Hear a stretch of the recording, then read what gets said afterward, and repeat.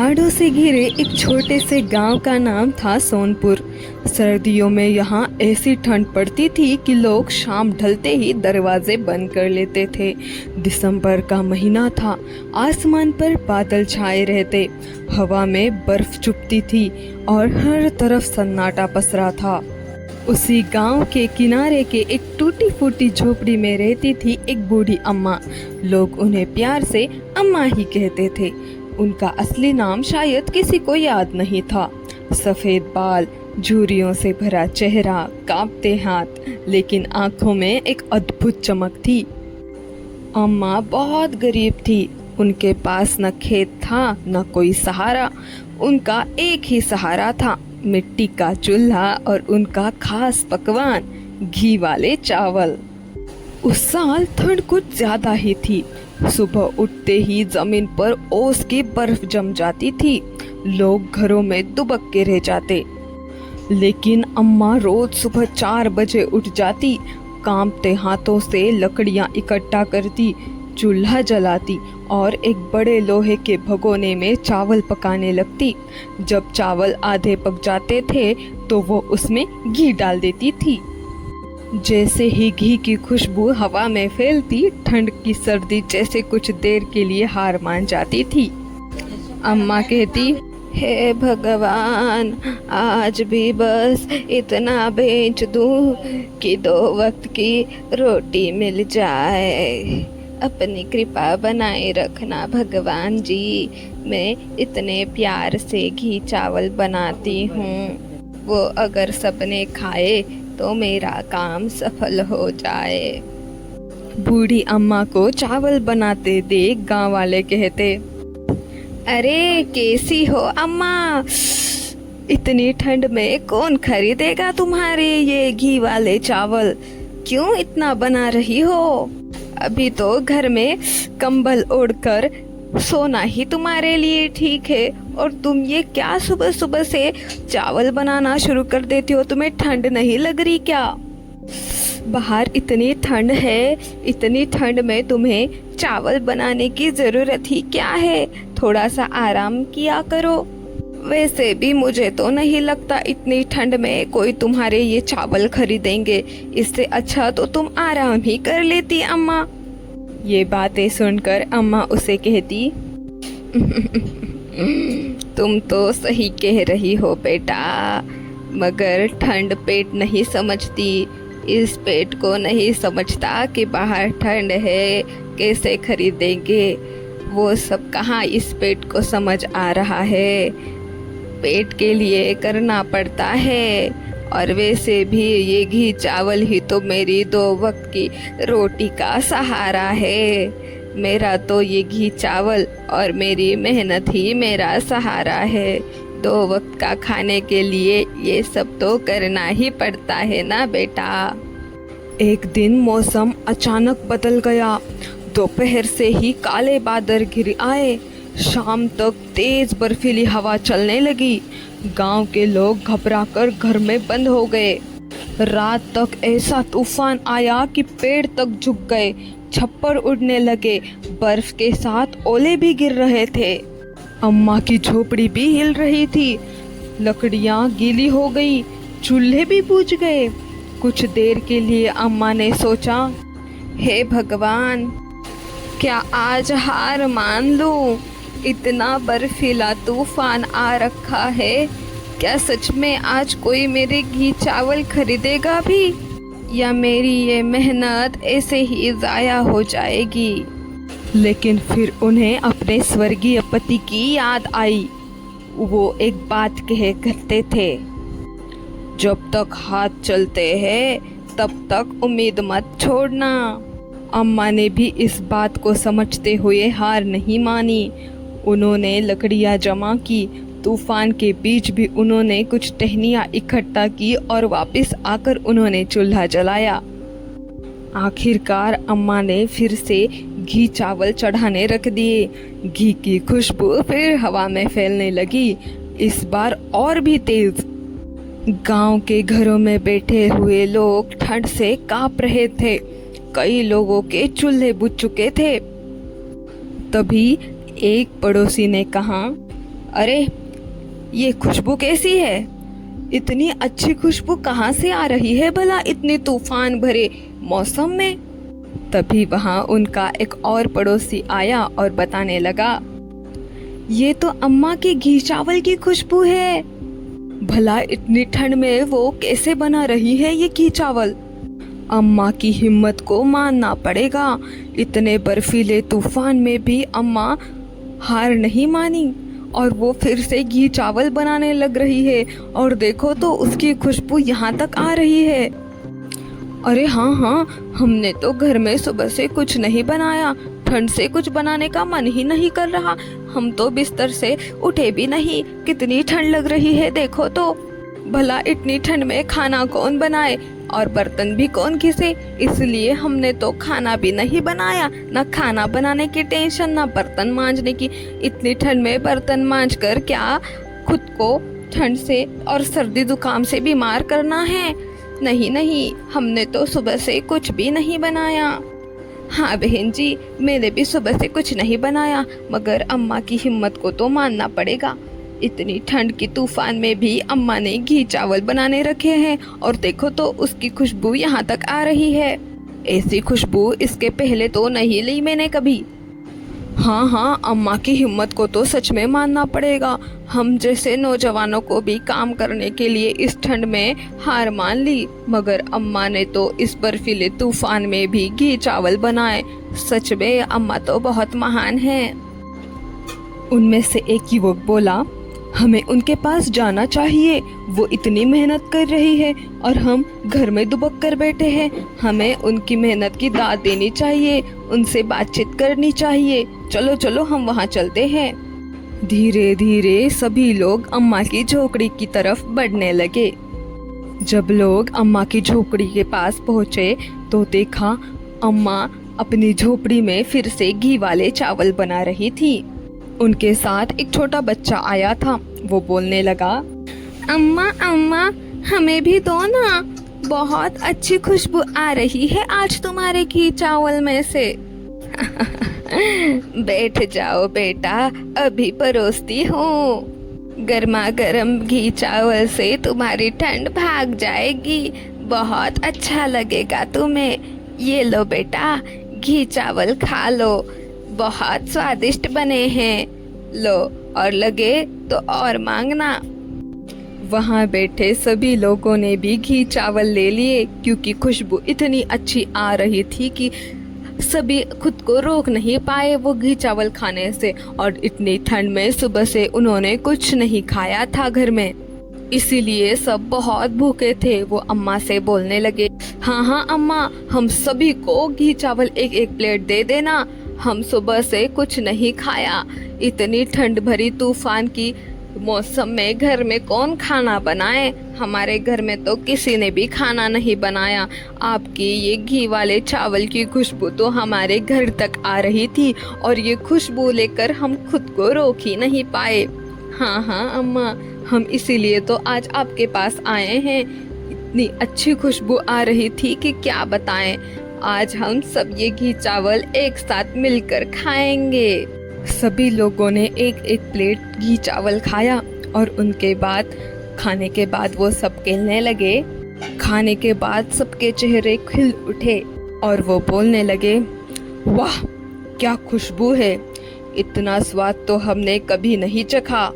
इतना अच्छा स्वाद, अरे हाँ हाँ, इतना अच्छा स्वाद तो मैंने आज तक नहीं चखा। गर्म चावल ने जैसे उनके शरीर में जान डाल दी। ठंड का असर कम होने लगा। वहाँ पे खाना खाने के लिए एक बुजुर्ग आए थे। वो कहने लगे, मुझे तो लगा था ठंड से बीमार पड़ जाऊंगा, लेकिन ये चावल तो जैसे दवा से काम कर रहे थे। इतनी ठंड में बाहर आने के लिए मुझे तो बहुत डर लग रहा था कि मैं कहीं इस बर्फीली ठंड से, इस बर्फीले तूफान से कहीं बीमार ना पड़ जाऊं। मगर अम्मा के घी चावल ने तो सच में कमाल कर दिया। ये घी चावल खा के ऐसा लग रहा है मानो मैंने किसी जुकाम की दवा ली हो और उससे मेरे पूरे शरीर में आराम सा पड़ रहा है। बहुत अच्छा लग रहा है मुझे। आहा, बहुत पेट भर गया मेरा तो। छोटा बच्चा भी बोलने लगा, हाँ हाँ अम्मा, तुम्हारे घी चावल तो बहुत ही अच्छे और टेस्टी लग रहे हैं। मुझे तो खाना खाना बिल्कुल नहीं पसंद, मगर तुम्हारे ये गर्मा गर्म घी चावल तो मुझे बहुत अच्छे लग रहे हैं। मैं तो इसे पूरा दिन खा सकता हूँ, इतने टेस्टी बनाए हैं तुमने। अम्मा बोली, हाँ बेटा, घी ताकत देता है और इसमें से है मेरी मेहनत की गर्माहट।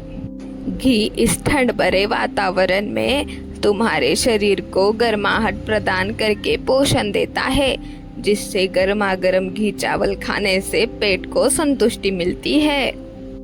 उस रात के बाद गांव में चर्चा फैल गई। लोग रोज अम्मा के पास आने लगे। ठंड में उनका घी चावल सबसे गहरा सहारा बन गया था। सभी लोगों को अम्मा के घी चावल बहुत पसंद आ गए थे, इसलिए उन्होंने फैसला किया, अरे सुनो भाइयों, मैं तो क्या कह रहा हूँ, हम ना हर रात अम्मा के पास आ जाया करेंगे घी चावल खाने के लिए। हाँ, अगर सुबह वक्त हो तो सुबह आएंगे, वरना शाम में आएंगे। जब वक्त हो तब हम साथ में आकर अम्मा के घी चावल का स्वाद लेंगे। ऐसा करके सब लोग अम्मा के पास आते थे और रोज घी चावल खाना उनका दैनिक कार्यक्रम बन गया था। ये खबर आसपास के गांव में भी फैल गई। एक दिन पास के गांव से भी लोग आने लगे और पूछने लगे, अरे अरे सुनो भाई साहब, क्या यही वो अम्मा हैं जिनके चावल ठंड भगाते हैं? और यही है क्या वो अम्मा जिनके घी वाले चावल की चर्चा पूरे आजू बाजू के गांव में फैली है? अरे हाँ हाँ, यही है वो अम्मा, हम इन्हीं के पास से खाते हैं घी वाले चावल।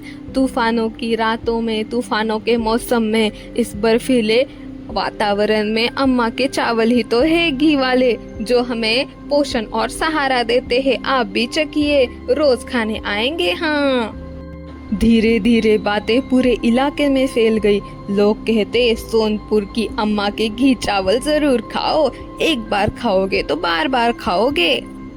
एक दिन गांव के प्रधान ने पूछा, अम्मा, तुम्हारे चावल में ऐसा क्या खास है जो लोग इसे इतना पसंद कर रहे हैं, और इसमें से तो बहुत खास खुशबू आती है। अम्मा बोली, कोई जादू नहीं है बेटा, बस 3 चीजें डालती हूँ, साफ दिल, सच्ची मेहनत और भगवान पर भरोसा। यही है वो 3 चीजें जिससे मेरे चावल बहुत ही स्वादिष्ट और पोषण भरे बनते हैं। तुम भी खाकर देखो, फिर पता चल जाएगा तुम्हें। और ऐसा करके प्रधान ने भी वो चावल चखे और कहा, वाह अम्मा, तुम्हारे हाथों में तो सच में स्वाद है। ये मुझे क्या खिलाया तुमने?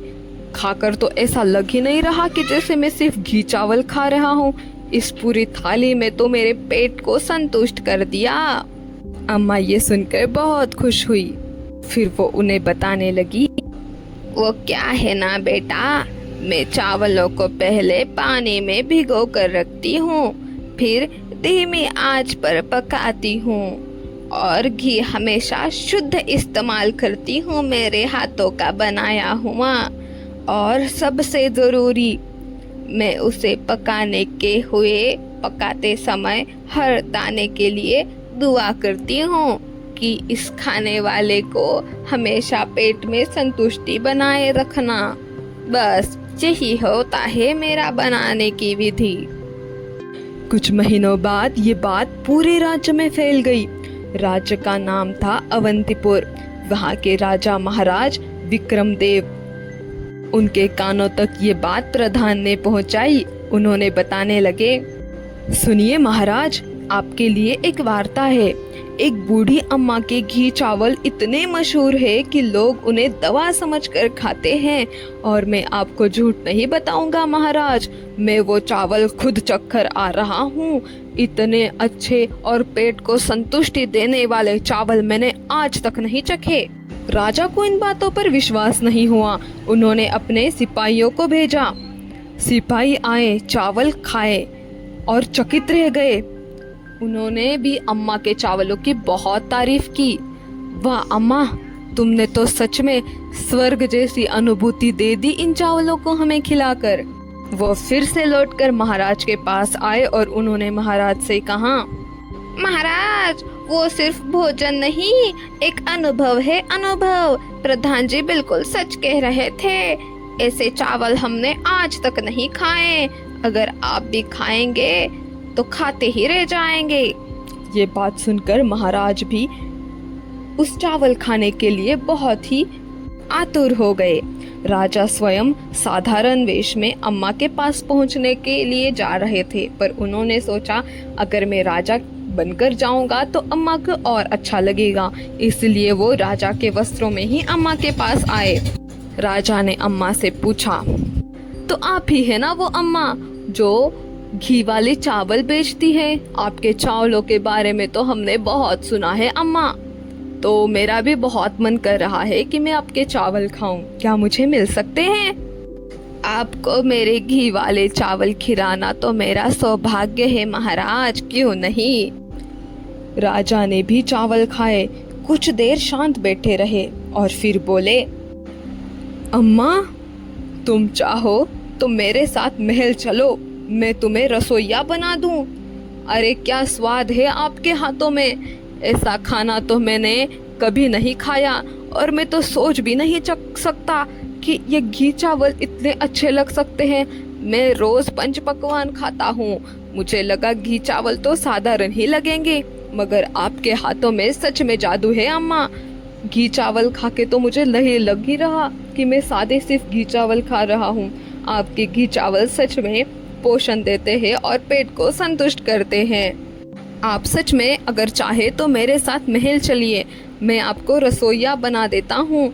आप वहीं रहकर अच्छे से खाना बना सकती है राजमहल में। आपकी जगह यहाँ झोपड़ी में नहीं, राजमहल में है अम्मा। अम्मा कहने लगी, महाराज, मेरा महल तो यही है, मेरी ये झोपड़ी ही मेरे लिए राजमहल समान है। यहाँ मेरे लोग हैं, मैं इन्हीं के बीच बहुत खुश हूँ।